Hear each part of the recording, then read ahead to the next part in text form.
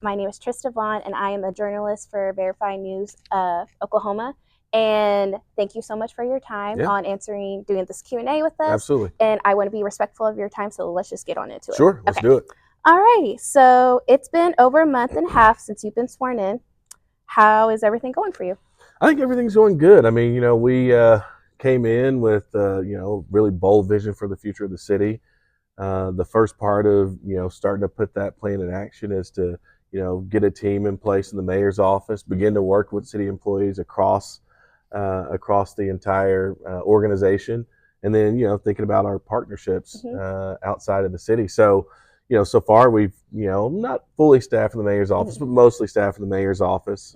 Spent the time with the 3,500 employees here, at least the folks who lead those different divisions. And, particularly given this interview, we've already had the chiefs of the Cherokee, Osage, and Muskogee Creek Nation in, really talking about very substantive things. So, we're really off to an aggressive start, which I'm really excited about. Which I know you guys have Amanda Swope coming in at the end of the month, right? That's right. Yeah. She's the 29th, I think. Yeah. Starts 29th, so what kind of led up to having her on your team? Yeah, the first thing that I ever announced in the campaign back in 23, and so this is like September, October 23, was our approach to tribal relations. And announced way back then, the first thing I ever announced in the campaign was that I would appoint a director of tribal policy and partnerships.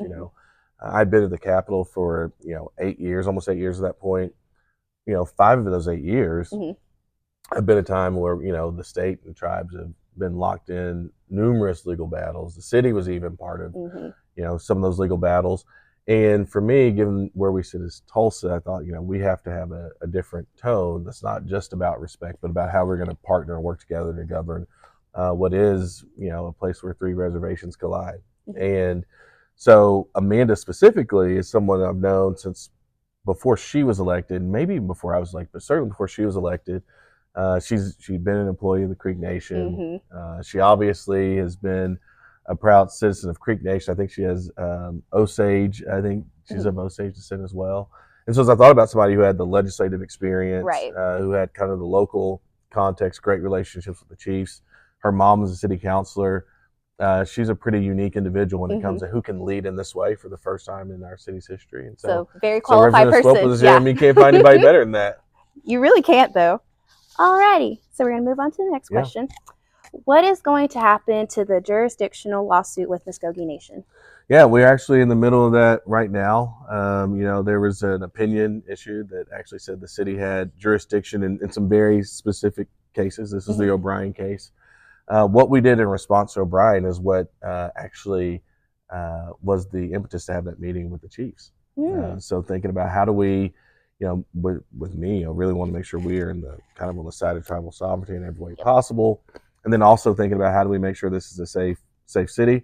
And so what we have done is we've created a structure in which we're, going to refer those cases to whatever, tribal nation an offense was, if it's a municipal offense, where that offense happened, and refer those to,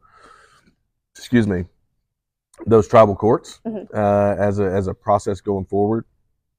So whether there's an opinion that says we could exercise some sort of jurisdictional, rights to do something, our goal is to work with tribes, refer those to those courts, and then if we, find some time where the tribe's like, hey, it really would be better for us if you guys took that. That's their decision to make. And so part of that is, again, building this partnership, and it's different and difficult at times because it's not, nobody's used to that yet. But I think we will become an example of how you do that, certainly respecting the sovereignty of a tribe, but also making sure you can create a system of really strong public safety standards in a city like Tulsa.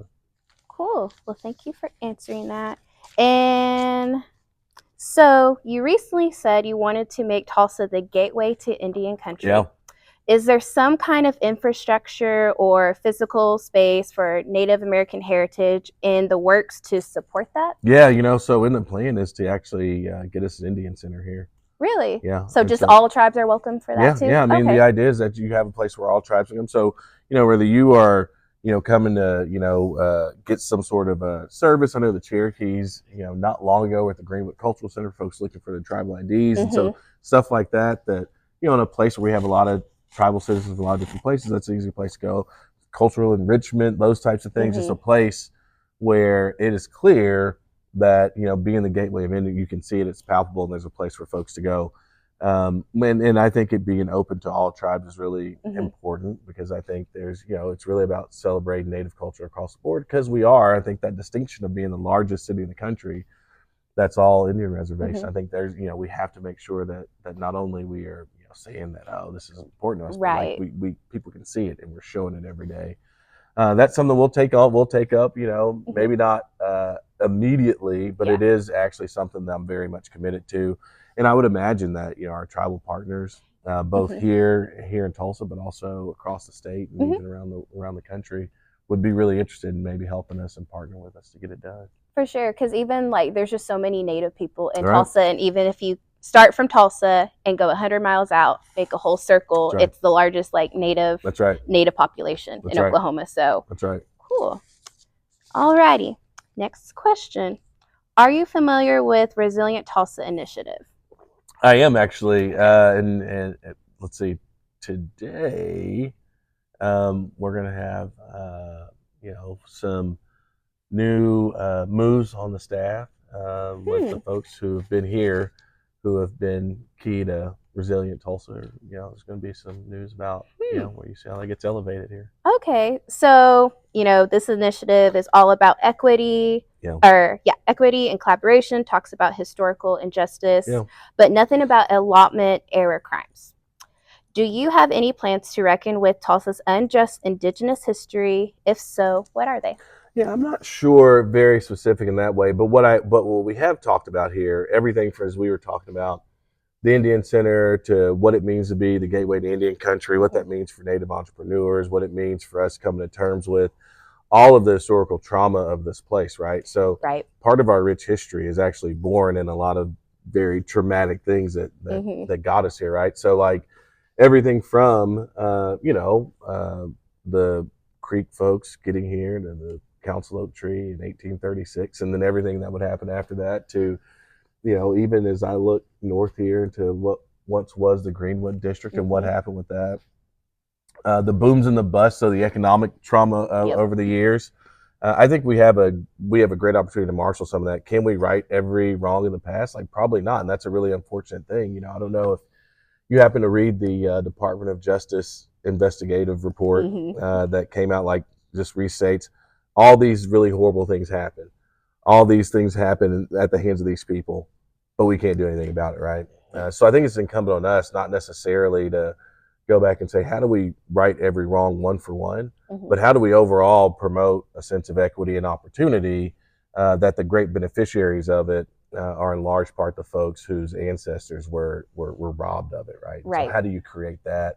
And that's something we're very much committed to, not just in words, actually. Like, when I talk about, the things as it relates to Indian country, a lot of that's economic mobility. When we talk about our response to what happened here on Greenwood, it's about economic mobility, right? And so, that's the best way I think we can begin to right some of those wrongs, is to make sure that we are, for, like I said, what was robbed from the standpoint of opportunity for so long, that we at least right those wrongs on a go-forward basis. Okay, awesome. And then I have one more question. Is there anything else you would like to say about your plans for Indigenous industry and partnerships in Tulsa? Yeah, I mean, I think it's going to be, for me, I think it's something that you have to think about with everything that we do, right? How's it reflected in everything that we do at the city? Obviously, we know we got some legal technical challenges that we have to handle, but to me, those are some of the easier things for us to do. Then the question becomes, like, how do you really make this a place where Native families can thrive? Because what we know, the outcomes for Native families are not where we would want them to be. Like, where are we missing the mark on that, right?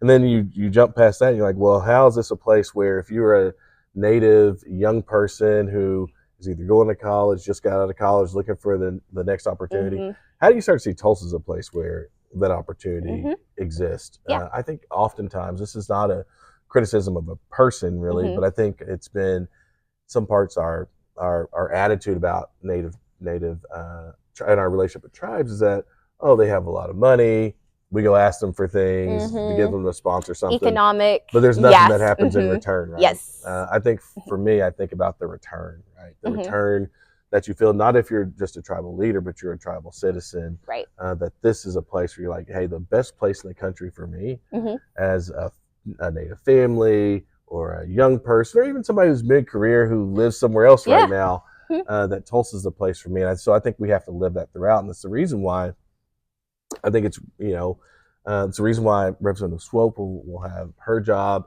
Jack Blair is actually city attorney, is a Cherokee Nation citizen. Mike Miller, who is the city administrator, is actually a Cherokee Nation citizen. So we have tribal citizens that are working here. I mean, Amanda has a very focused job. Yeah. Michelle Allen, who's our communications director, is Michelle Brooks. Michelle Brooks. I've known her for a long time. Michelle Brooks is a tribal citizen, and so the Native people and Native culture is very much alive here at the city of Tulsa. So we have to make sure it's reflected in everything that we do now. And you've surrounded yourself with Native people too. You know what I mean? That have done stuff for the community too. Yeah, I mean, I think it's really interesting, right? Like, I'm not sure. Actually, I know I didn't go out and say, hey, I got to find Native people. But I mean, if you think about people who are doing amazing things in this community, you find, tribal citizens who are doing great things for this community every single day of the week. And so making sure that we elevate that as an organization, as a community, I think is the work that we have out in front of us. Well, awesome. Well, again, thank you so much for your time, and I greatly appreciate it. Absolutely. Absolutely.